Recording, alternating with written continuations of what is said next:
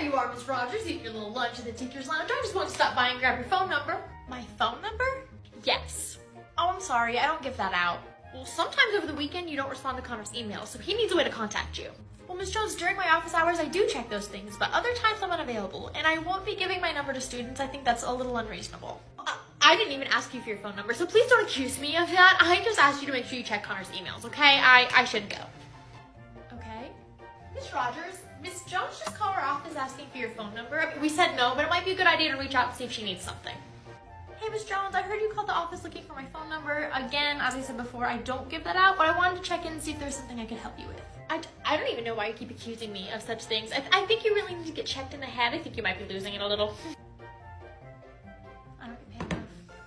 This guy orders an IPA. I just pour him like the house IPA and I put it in front of him and he takes a sip and he's like, man, this isn't an IPA, this is a Pilsner. And I was like, oh man, I'm so sorry. I take it and I can smell it. The IPAs are very hoppy beers. And I can like just smell it from holding it. And I'm like, oh, okay. So I check the keg, make sure the keg is properly hooked up, and I just pour him another one. I give him this beer, and he's like, man, you just did it again. This is a Pilsner. I want an IPA. I could tell right away that this guy was already like, he needs to hear this from a man because he'll respect it. So I turn around to my male coworker and I say, what kind of beer is this? And he sniffs it for 1 second. He goes, that's an IPA. And he goes, well, I don't want this like Pilsnery beer. And I was like, okay. He steps in and gives him like a sample of a Pilsner. And then this man is like, man, this is what I want. This is an IPA. Oh no. Am I the bad apple for not wanting my sister-in-law at my son's birthday? My sister-in-law is a soldier currently on tour. Days before she left, she suddenly wanted to see us as previous plans fell through. She lives about 4.5 hours from us, so we typically only see her a few times a year. When trying to find a time that worked for everyone, she tried to invite herself and my nephew along to my son's birthday. We were doing a day trip to a children's museum, just us, my husband and kids and me. It's not like there were other friends or family there. She can be difficult to deal with, and her son can be a lot too, so we politely declined. We said that we can get together when she's back. She lost it on the phone with my partner, and she said that she's not talking to him anymore. She's done this before. It usually only lasts until she needs something from the person she's not talking to. Other family members have made comments at events she was unable to attend that there's been so much less drama without her. Didn't I kind of do them all a favor then? Am I the bad apple for causing a scene at the water park? I can't swim. I just never learned how. The other day was my birthday, and my boyfriend and I made plans to go to a local amusement park with a built-in water park included. My boyfriend been telling me how much he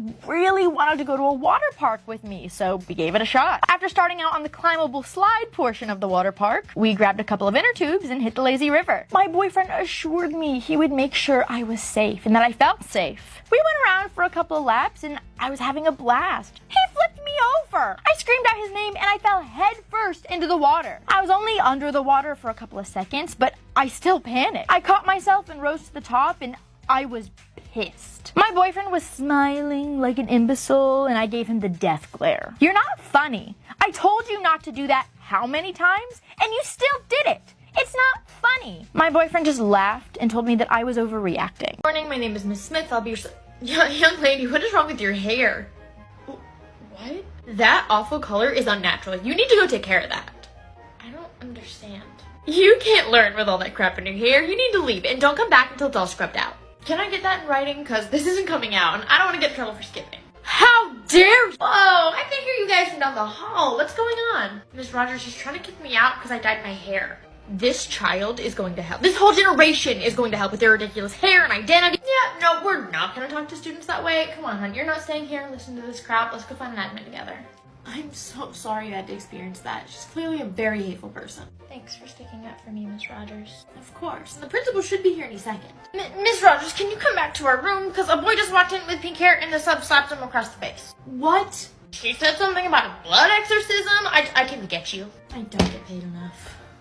Am I the bad apple for asking my sisters for money that's rightfully mine? I, 30 female, recently lost my father. My sisters and I are due to receive some money from my dad's estate. I brought up with my mother that my younger sister, 27, received a financial gift from our dad last year to help with the cost of driving lessons and the purchase of a car. I was told at the time that I would get the same money towards the cost of a car when I bought one. My mom told me to raise this issue with my sisters as they both had been given financial help from my dad with buying a car, and I hadn't because I don't have one yet. My dad said that I couldn't get the money until I started learning how to drive a car, and I haven't done that yet. I brought this up with my sisters today and asked that I receive this money aside from the estate, and they said that it's not fair that my dad passed away before I started to learn how to drive, and that now I don't have any claim to the money I was promised. Miss Rogers, I just want you to know that you and your TA are getting reported to administration.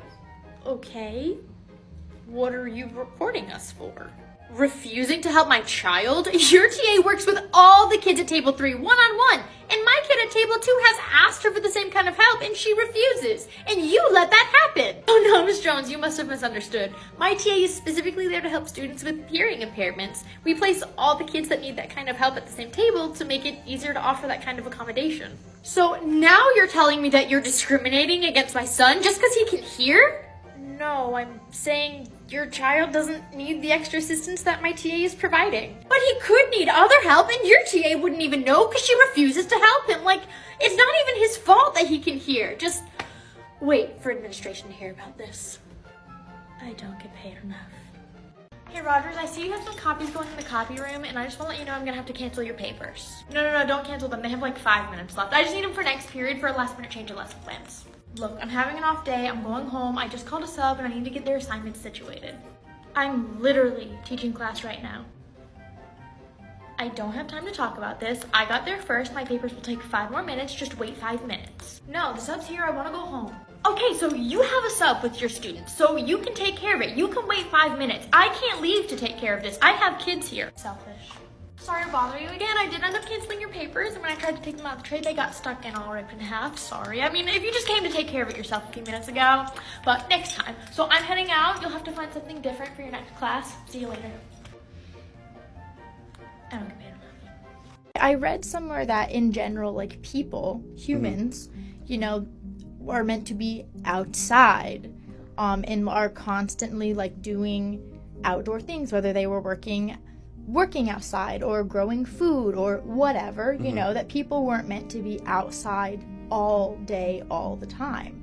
And that, you know, there is a catch-22 of obviously like we're more aware of mental health issues now and we're able to diagnose them a little bit easier, but there's also a possibility of are we seeing them more prevalent in society these days? And a lot of people are saying because we are so cooped up all the time, we're not getting the natural fresh air or the sunlight, and that's actually like inhibiting our mental health in a way. Someone made like this fake meme years ago about furries. It was supposed to be a dig at furries, about like teachers putting litter boxes in the schools for the furries, right? And some, like, it wasn't even real. It was just supposed to be a meme dig at furries about that situation becoming out of control. And then Jim Bob on Facebook found it. Grandpa Jim found it. And now it's a thing that teachers are having kids use litter boxes and schools have litter boxes. That's not a thing. It literally was a meme from forever ago, and now it's like, it was literally on Fox News about this is what liberal teachers are doing to your kid. When I was, how old was I, maybe 14 or 15, our coaches thought that they were gonna like get us in shape easier.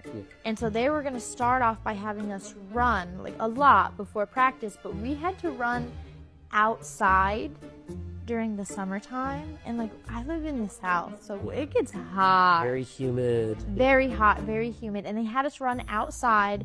The gym was located around this neighborhood, so we would run outside like down the street, around a block. And I remember the first time they said they were going to do this, I said, hey, I don't know if that's a great idea for me because I have asthma and I usually am fine, but like I don't think this is a good idea. And they were like, they thought talked to me like I was just trying to get out of conditioning. Yeah. And they, oh, you're They weren't fine. taking it Like, they seriously. were not taking it seriously at all. So they had us go, and the moment we came back inside, like, I just immediately started dropping and wheezing, and I couldn't breathe. And my mom wasn't there because no one expected that we were going to be running outside in the heat like that. Yeah. And they were like, you don't have to run outside anymore. You can run inside. I'm like, yeah. thank you.